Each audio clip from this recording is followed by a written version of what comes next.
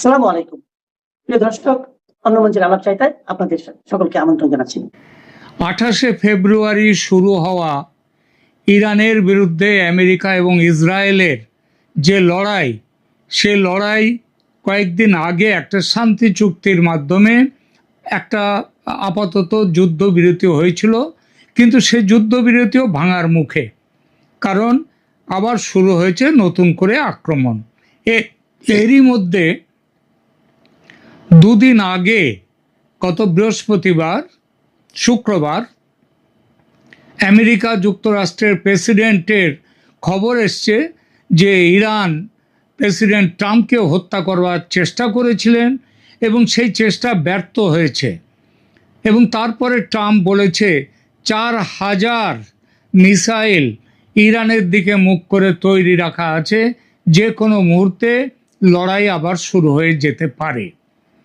তো আজকের আমাদের আলোচনার বিষয় হচ্ছে এই ট্রাম্পের হত্যা পরিকল্পনা, ট্রাম্পের সেই পরিকল্পনা কিভাবে ব্যর্থ হলো এবং কি হচ্ছে, আবার যুদ্ধ নতুন করে শুরু হওয়ার মুখে এসছে। এই পুরো বিষয়টি নিয়ে এখন আমাদের আলোচনা। আমেরিকার প্রেসিডেন্ট ডোনাল্ড ট্রাম্প বিশ্বের সবচেয়ে সুরক্ষিত মানুষদের একজন। তার চারপাশে সিক্রেট সার্ভিস, স্যাটেলাইট নজরদারি, বুলেট প্রুফ কাচ, ড্রোন বিরোধী সিস্টেম। কিন্তু গত 2 বছরে অন্তত তিনবার তার জীবন সরাসরি বিপদের মুখে পড়েছে। আর এখন 2026 সালের জুলাই মাসে নতুন করে একটা খবর ছড়িয়ে পড়ছে যে ইরান ট্রাম্পকে হত্যার আর একটা ছক কষে ফেলেছিল, আর সেই ছক প্রায় সফল হতে চলেছিল। সেই মুহূর্তে সেটা শেষ মুহূর্তে ধরে ফেলে ইসরায়েলের গোয়েন্দা সংস্থা মোসাদ। এবং প্রশ্ন হচ্ছে, এই খবরে কতটা সত্যি আর কতটা রাজনৈতিক প্রচার? ইরান কেন এত মরিয়া হয়ে ট্রাম্পকে টার্গেট করতে চাইছে? আর এই পুরো ঘটনার সঙ্গে ইরানের সর্বোচ্চ ধর্মগুরু আয়াতুল্লাহ আলী খামেনেইয়ের মৃত্যুর কি সম্পর্ক? আজকের এপিসোডে আমরা পুরো ঘটনাটা ধাপে ধাপে খুঁটিয়ে বিশ্লেষণ করব। কোনটা যাচাই করা তথ্য আর কোনটা এখনো শুধু জল্পনা, সেটাও স্পষ্ট করে দেব। একটু বেশি হয়তো সময় লাগবে, দয়া করে শেষ মুহূর্ত পর্যন্ত শুনবেন। একদম সিনেমার গল্পের মতো মনে হবে পুরো ঘটনা চক্র। তো চলুন শুরু করা যাক। প্রথমে বলি প্রেক্ষাপট, কেন এই গল্প এখন এত গুরুত্বপূর্ণ। গত কয়েক মাসে মধ্যপ্রাচ্যে যা ঘটেছে তা বিশ্ব রাজনীতির ইতিহাসে একটা টার্নিং পয়েন্ট। 2026 সালের ফেব্রুয়ারির শেষে যুক্তরাষ্ট্র আর ইসরায়েল একসঙ্গে ইরানের ওপর এক বিশাল সামরিক অভিযান শুরু করে, যাকে অনেকে বলছেন 2026 ইরান যুদ্ধ। আর তার ঠিক মধ্যেই ঘটে সেই ঘটনা যা কেউ কল্পনাও করতে পারেনি। ইরানের 4 দশকের দীর্ঘ 40 বছরের বেশি সময়ের সর্বোচ্চ ধর্মগুরু আয়াতুল্লাহ আলী খামেনেই নিহত হন। এই ঘটনার পর থেকে মধ্যপ্রাচ্যে একটা নতুন ধরনের অস্থিরতা শুরু হয়েছে। ইরানের ভেতরে ক্ষমতার শূন্যতা তৈরি হয়। প্রথমে একটা অন্তর্বর্তী নেতৃত্ব পরিষদ গঠন করতে হয়, আর গোটা অঞ্চল অপেক্ষায় থাকে ইরান কিভাবে প্রতিক্রিয়া দেখাবে তার জন্য। আর তার ঠিক কয়েক মাস পর এই জুলাই মাসে খবর আসে যে ইরান প্রতিশোধ নিতে সরাসরি আমেরিকার প্রেসিডেন্টকেই টার্গেট করছে। তো বুঝতেই পারছেন এই দুটো ঘটনা একে অপরের সঙ্গে গভীরভাবে যুক্ত। চলুন প্রথমে দেখি খামেনির মৃত্যুটা আসলে কিভাবে হলো।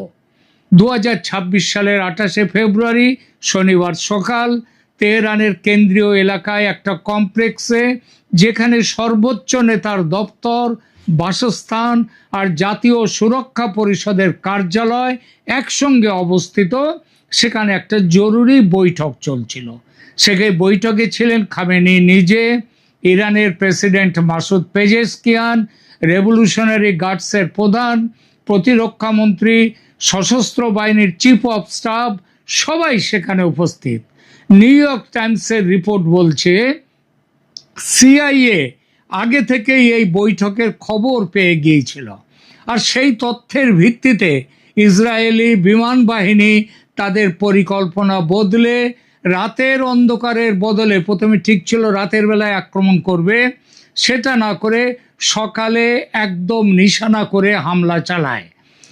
প্রথমে ইরানের সরকারি মিডিয়া দাবি করেছিল খামেনি সুস্থ আছেন, মাঠে দাঁড়িয়ে নেতৃত্ব দিচ্ছেন।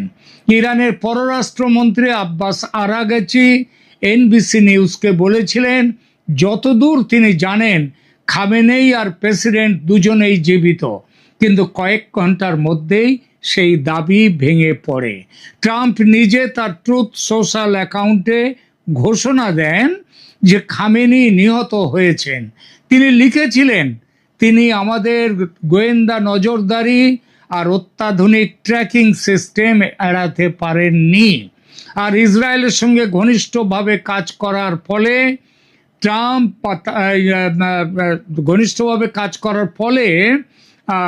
আলী খামেনি বা তার সঙ্গে নিহত অন্য নেতারা কিছুই করতে পারেননি।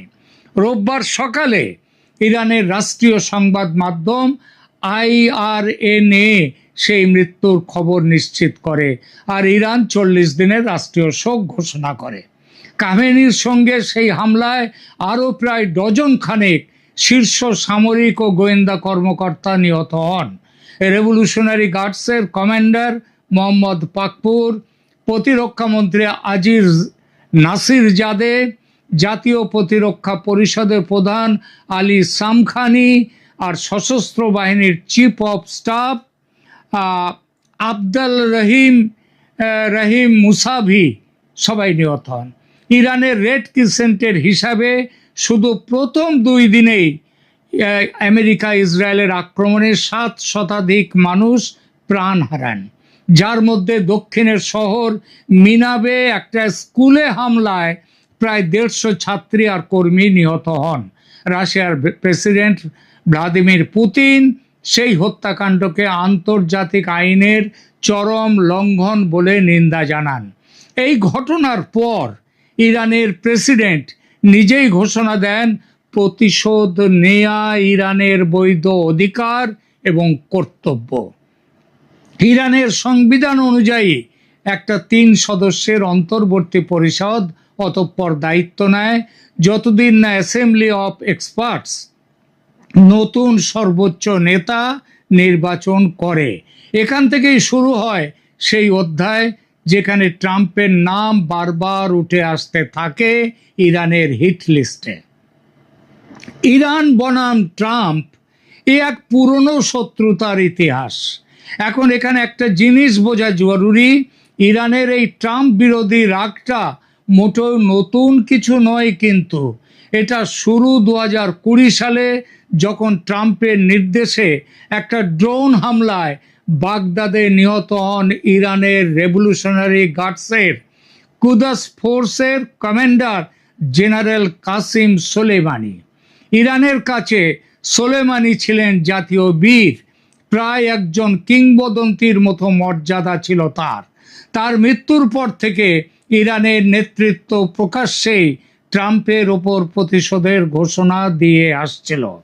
2022 সালে আলী খামেনি, যিনি এখন আর নেই, তিনি তার ওয়েবসাইটে একটা অ্যানিমেটেড ভিডিও প্রকাশ করেন যেখানে দেখানো হয় গলফ খেলার সময় ট্রাম্পের ওপরে একটা ড্রোন বা বোমারু বিমান উড়ে যাচ্ছে। ভিডিওর শেষে লেখা ছিল প্রতিশোধ নিশ্চিত। এরপর 2024 সালে নির্বাচনের ঠিক আগে, আপনাদের হয়তো মনে আছে, যুক্তরাষ্ট্রের বিচার বিভাগ অভিযোগ করে যে ইরানের রেভলিউশনারি গার্ডস একজন আফগান নাগরিক ফারহাদ শাকেরিকে নির্দেশ দিয়েছিল 7 দিনের মধ্যে ট্রাম্পকে হত্যার একটা পরিকল্পনা তৈরি করতে। শাকেরি আমেরিকায় 2জন ভাড়াটে খুনি জোগাড় করেছিলেন তার আগের এক জেলের সঙ্গী কার্লাইল রিভেরা আর জোনাথন লোড হল্টকে। এই 2জনকে নিয়ে একটা পরিকল্পনা করেছিল, কিন্তু তারা কাজ সম্পন্ন করার আগেই এফবিআই তাদের গ্রেপ্তার করে। তারপর তখনকার এফবিআই ডিরেক্টর ক্রিস্টোফার রে তিনি বলেছিলেন এই পরিকল্পনা একদম ইরানের চিরাচরিত কায়দায় তৈরি। সেই একই বছরে জুলাই মাসে পাকিস্তানি ব্যবসায়ী একজন আসিফ মার্চেন্টকে গ্রেপ্তার করা হয়। তিনি একটা সস্তা মোটেলে একটা ন্যাপকিনের ওপর এঁকে দেখিয়েছিলেন কিভাবে একটা র্যালিতে গুলি চালানো হবে, আর তিনি ভাড়াটে খুনি জোগাড় করতে চেয়েছিলেন। কিন্তু তিনি যাদের সঙ্গে যোগাযোগ করেছিলেন তারা আসলে ছিল ছদ্মবেশী এফবিআই এজেন্ট, আমেরিকারই এজেন্ট, যারা সব কিছু গোপনে রেকর্ড করছিল। মজার বিষয় হলো এই মার্চেন্ট তিনি গ্রেপ্তার হন 12 জুলাই 2024-এ, আর তার ঠিক একদিন পরে পেনসিলভানিয়ার বাটলারে ট্রাম্পের ওপর সেই বিখ্যাত গুলি চালনার ঘটনা ঘটে, যেখানে একটা বুলেট তার কান ছুঁয়ে বেরিয়ে যায়, কান থেকে রক্তও বেরিয়েছিল। তিনি বেঁচে যান, কিন্তু একজন সমর্থক ট্রাম্পের তিনি প্রাণ হারান। তদন্তকারীদের মতে সেই বাটলারের হামলাকারী টমাস ক্রুকস একা কাজ করেছিলেন, ইরানের সঙ্গে তার কোনো প্রমাণিত সংযোগ ছিল না। কিন্তু সময়ের একটা কাকতালীয় মিল পুরো ঘটনাটাকে আরো রহস্যময় করে তুলেছে। 2026 সালের মার্চে, ঠিক যখন যুক্তরাষ্ট্র ইরান যুদ্ধ চলছিল, তখনই ব্রুকলিনের একটা আদালত ওই মার্চেন্টকে পাকিস্তানিকে সন্ত্রাসবাদ ও ভাড়াটে খুনের ষড়যন্ত্রে দোষী সাব্যস্ত করে। বিচারে তিনি স্বীকার করেন যে ইরানের রেভলিউশনারি গার্ডসের নির্দেশে তিনি এই কাজ করছিলেন। আর তার সঙ্গে ট্রাম্প, তখনকার প্রেসিডেন্ট জো বাইডেন আর নিকি হ্যালি, তাদের নামও আলোচনায় এসেছিল। হিট লিস্টে তারা আছেন বলে তারাও ছিলেন সম্ভাব্য টার্গেট। আর মজার বিষয় হচ্ছে, ইরানের ওপর সামরিক হামলার পর প্রতিরক্ষা সচিব পিট হেগসেথ, আমেরিকার যুদ্ধমন্ত্রী, তিনি সাংবাদিকদের জানান যে সাকেরিকে যে ইউনিট নেতৃত্ব দিচ্ছিল তার প্রধানকে তারা খুঁজে বের করে মেরে দিয়েছে। তিনি বলেন, এই পিটার হেগসেথ, যে ইরান ট্রাম্পকে হত্যার চেষ্টা করছে, আর শেষে ট্রাম্পই প্রত্যেকবার শেষ হাসি হেসেছেন। ট্রাম্প নিজে এবিসি নিউজকে বলেছিলেন ওরা দুবার চেষ্টা করেছে, কিন্তু আমি ওদের আগেই ধরে ফেলেছি। যদিও নিউ ইয়র্ক টাইমসের একটা রিপোর্টে জানা যায় সেই হামলায় যাকে টার্গেট করা হয়েছিল বলে দাবি করা হচ্ছিল তার মৃত্যু আসলে যুক্তরাষ্ট্র বা ইসরায়েলের কেউই এখনো পর্যন্ত নিশ্চিত করতে পারেনি যে তাকে মেরে ফেলা হয়েছে। তো এই হলো প্রেক্ষাপট। এটা কোনো একবারের ঘটনা নয় যে ট্রাম্পকে মারতে যাচ্ছে ইরান। এটা একটা ধারাবাহিক, বছরের পর বছর ধরে চলা প্রতিশোধ মিশন ইরানের, যার একটা অংশ আদালত প্রমাণ করে দিয়েছে, একটু আগেই বললাম, আর একটা অংশ এখনো অস্পষ্ট। তবে কিছু যে চলছে সেটা বোঝাচ্ছে। এর মধ্যেই এলো এই সম্প্রতি নতুন হুমকি আর মোসাদের সতর্কবার্তা। মোসাদ কারা? ইসরায়েলের গোয়েন্দা সংস্থা। এখন আসি সেই চলতি সপ্তাহের খবরটিতে। 2026 সালের এই দুদিন আগে 9 এবং 10 জুলাই ওয়াল স্ট্রিট জার্নাল আর CNN একসঙ্গে একটা রিপোর্ট প্রকাশ করেছে যে ইসরায়েলি গোয়েন্দা সংস্থা মোসাদ যুক্তরাষ্ট্রকে জানিয়েছে যে ইরান ট্রাম্পকে হত্যার একটা নতুন এবং সুনির্দিষ্ট পরিকল্পনা তৈরি করছে। এখানে একটা কথা স্পষ্ট করে নেওয়া জরুরি, এটা কোনো বাস্তব হামলার ঘটনা নয় যা ব্যর্থ হয়েছে। মানে এইটা এখনো পরিকল্পনার স্তরে ছিল। এটা একটা গোয়েন্দা সতর্কবার্তা, একটা চলমান পরিকল্পনা সম্পর্কে তথ্য যা মোসাদ যুক্তরাষ্ট্রের কাছে পাঠিয়েছে। আর যুক্তরাষ্ট্র সেই খবরটা পাওয়ার পর ট্রাম্পের নিজের বিমান বাদ দিয়ে অন্য বিমান করে তাকে চলে আসতে হয়। CNN এর সূত্র অনুযায়ী মার্কিন গোয়েন্দা সংস্থাগুলো এমনিতেই গত কয়েক সপ্তাহ ধরে এই ধরনের সম্ভাব্য পরিকল্পনার আভাস পাচ্ছিল, কিন্তু ইসরায়েলের এই সতর্কবার্তা ছিল সম্পূর্ণ নতুন আর অনেক বেশি সুনির্দিষ্ট। এমনকি সূত্রগুলো এটাও বলছে যে যুক্তরাষ্ট্র নিজে থেকে এই নির্দিষ্ট তথ্যটা যাচাই করতে পারেনি, ইসরায়েলের সতর্কতার ওপরেই তাদের নির্ভর করতে হচ্ছে, কারণ ইসরায়েলি মোসাদ আরো অনেক নিপুণ এবং দক্ষ এই ব্যাপারে। এখানে আর একটা চমকপ্রদ তথ্য আছে। ইসরায়েলি মিডিয়া, বিশেষ করে চ্যানেল 14, চ্যানেল 14, তারা দাবি করছে যে ইরানের যে কুদস ফোর্স একটা সম্পূর্ণ নতুন ইউনিট গঠন করেছে যার নাম মুখতার। এই ইউনিটের কাজ শুধু আমেরিকার কর্মকর্তাদের, বিশেষ করে ট্রাম্পকে খুন করা। আর সবচেয়ে অদ্ভুত বিষয় হলো, এই রিপোর্ট অনুযায়ী এই ইউনিট নাকি এরই মধ্যে মেক্সিকান ড্রাগ কার্টেলের সঙ্গে যোগাযোগ রাখছে এবং বিদেশে বসবাসরত কিছু ইরানি নাগরিকের সাহায্য নিচ্ছে অপারেশন চালানোর জন্য। এই তথ্যের উৎস একটা মাত্র ইসরায়েলি সংবাদ মাধ্যম, এটা যদিও এখনো স্বাধীনভাবে যাচাই করা যায়নি। এই খবরের প্রভাব সরাসরি দেখা গেছে ট্রাম্পের ভ্রমণ পরিকল্পনায়। আনন্দবাজার পত্রিকার রিপোর্ট বলছে, তুরস্ক থেকে ফেরার পথে এই গোয়েন্দা সতর্কবার্তার পাওয়ার পরপরই ট্রাম্প তার বিমানের রুট পরিবর্তন করেছিলেন। ট্রাম্প নিজে সাংবাদিকদের বলেছেন, ওরা আমেরিকার নেতাকে মানে আমাকে শেষ করে দিতে চায়। আজ সকালে দেখলাম আমি ওদের প্রতিটা তালিকায় রয়েছে আমার নাম। এতদিন আমি ভাগ্যবান ছিলাম, কিন্তু এটা সব সময় থাকবে না। আর এই পুরো ঘটনাটা এমন একটা সময়ে ঘটছে যখন যুক্তরাষ্ট্র ইরান যুদ্ধবিরতি এমনিতেই খুব নাজুক অবস্থায় আছে।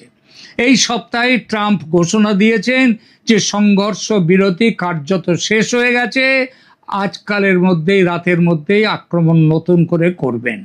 যদিও একই সাথে আবার আলোচনা চলবে বলেও তিনি জানিয়েছেন। ইরানও পিছিয়ে নেই, তারা কাতার, সৌদি আরব, বাহরিন আর ওমানে মার্কিন সামরিক স্থাপনা লক্ষ্য করে পাল্টা হামলা ইতিমধ্যেই চালিয়েছেন। তাই এই মুহূর্তে গোটা অঞ্চল একটা বারুদের স্তূপের ওপর বসে আছে, আর ট্রাম্প হত্যার এই খবরটা সেই আগুনে নতুন করে বাতাস দিচ্ছে। এই গল্পের একটা অন্য দিকও অবশ্য আছে, একটা রাজনৈতিক দিকও, যা উপেক্ষা করা যায় না। আপনারা জানেন ট্রাম্প হচ্ছেন রিপাবলিকান প্রেসিডেন্ট, তার বিরুদ্ধ দল ডেমোক্র্যাট দলের মার্কিন কংগ্রেসের সদস্য অ্যাডাম স্মিথ এই দাবি তুলেছেন যে ইসরায়েল সম্ভবত এই ইরানি ষড়যন্ত্রের গল্পটা তৈরি বা অতিরঞ্জিত করেছে, যাতে ট্রাম্পকে ইরানের বিরুদ্ধে আরো সামরিক পদক্ষেপ নিতে উৎসাহিত করা যায়। কারণ ইসরায়েল চায় না যে ট্রাম্প যুদ্ধ থামিয়ে দিন। তার এই দাবির পেছনে অ্যাডাম স্মিথ সরকারি কোনো প্রমাণ দিতে পারেননি, কিন্তু এটা দেখায় যে ওয়াশিংটনের ভেতরেও এই তথ্য নিয়ে একটা রাজনৈতিক দলগুলোর মধ্যে বিতর্ক আছে। একই সঙ্গে এই সপ্তাহে আর একটা ঘটনা সামনে এসেছে।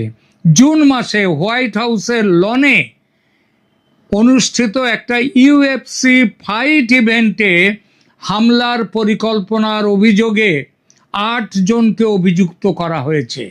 এই ইভেন্টটা ট্রাম্পের 80তম জন্মদিনের সঙ্গে একদম মিলে গিয়েছিল, আর প্রায় 4000 মানুষ সেখানে উপস্থিত ছিলেন। অভিযুক্তরা নাকি সশস্ত্র ড্রোন আর স্নাইপার রাইফেল নিয়ে স্নাইপার দিয়ে বিশৃঙ্খলার মধ্যে গুরুত্বপূর্ণ ব্যক্তিদের হত্যা করার পরিকল্পনা করেছিল। এছাড়া গত সপ্তাহে একটা সরকারি তদন্ত প্রতিবেদন প্রকাশ হয়েছে, যেখানে দেখানো হয়েছে যে 2024 সালের বাটলার হামলার সময় সিক্রেট সার্ভিস একাধিক জায়গায় ব্যর্থ হয়েছিল, তারা ধরতে পারেনি। সিক্রেট সার্ভিস মানে ট্রাম্পের পাহারার জন্য বিশেষভাবে নিযুক্ত যে বাহিনী। এমনকি একজন কর্মী হামলাকারীর অবস্থান নিশ্চিত করার বদলে গুগল সার্চ করছিলেন। তাই বলা যায় ট্রাম্পের বিরুদ্ধে হুমকির তালিকাটা দীর্ঘ, আর ইরান তার একটা বড় অংশ, কিন্তু তার সঙ্গে আরও অন্য উৎস আছে। তো পুরো ছবিটা যদি একসঙ্গে দেখি, একদিকে ইরানের বাস্তব তাদের প্রতিহিংসা, বছরের পর বছরের প্রতিশোধ পরিকল্পনা, অন্যদিকে একটা যুদ্ধকালীন পরিস্থিতিতে গোয়েন্দা তথ্যের রাজনৈতিক ব্যবহার, এই দুটোই একসঙ্গে সত্যি হতে পারে। আর সেটাই এই পুরো ঘটনাক্রমকে এত জটিল করে তুলেছে। তো সংক্ষেপে বলতে গেলে খামেনেইর মৃত্যু সত্যি, এটা ইতিহাসের একটা অধ্যায়। আর ইরানের এই মৃত্যুর প্রতিশোধ নেয়ার, ট্রাম্পের ওপরে যে প্রতিশোধ স্পৃহা ইরানের রয়েছে, সেটাও সত্যি, যার প্রমাণ আমরা একের পর এক আদালতের মামলায় দেখেছি। কিন্তু মোসাদ ট্রাম্প হত্যার চেষ্টা বানচাল করে দিয়েছে, এই নির্দিষ্ট ভাষ্যটা এখনো নিশ্চিত নয়। এটা এমনও হতে পারে ট্রাম্প যাতে যুদ্ধ যাতে না থামান ইরানের বিরুদ্ধে, তার জন্যে মোসাদ এই গল্পটা বাজারে ছাড়তে পেরেছে। কিন্তু এটাও মনে রাখতে হবে, একের পর এক আক্রমণ কিন্তু ট্রাম্পের উপরে হয়েছে, এবং ট্রাম্প নিজেই বলছেন যে আমি যে সব সময় বাঁচব এটা সত্যি নাও হতে পারে। এর আগে তিনি ৩-৪ বার তিনি বেঁচে গেছেন ভাগ্যের জোরে। আর আমেরিকার ইতিহাস এমনই যে চারজন প্রেসিডেন্ট এর আগে নিহত হয়েছেন, তাদের মধ্যে বিখ্যাত দুজন তো জানেনই তাদের নাম, Abraham Lincoln, John F Kennedy. সুতরাং আরও দুজন এদের মধ্যে আছেন প্রেসিডেন্ট। তো 5 নম্বরে ট্রাম্পের নাম আসার প্রচুর সম্ভাবনা আছে। প্রিয় দর্শক, আপনার কি মনে হয় এই ইরান ইসরায়েল আমেরিকার সংঘাত সামনে কোন দিকে যাবে? ইরান কি সত্যি ট্রাম্পের ওপরে আবারও হামলার চেষ্টা করবে? যদি করে তাহলে সেটা কবে? নাকি এই পুরো গল্পটা যুদ্ধ চালিয়ে যাওয়ার একটা ইসরায়েলি কৌশল? সব কিছুই সত্যি হতে পারে, আবার সবগুলোই সত্যি হতে পারে। কমেন্টে জানান আপনার মতামত। আর এই ধরনের গভীর বিশ্লেষণ যদি ভালো লাগে তাহলে ক্যালকাটা ডায়ালগস চ্যানেল সাবস্ক্রাইব করে রাখুন, বেল আইকনে ক্লিক করুন, যাতে এই সংঘাতের পরের অধ্যায়গুলো মিস না হয়। আমি প্রতিটি পদক্ষেপ একের পর এক দিয়ে যাব আপনাদের সামনে। আজকের মতো এখানেই শেষ করছি।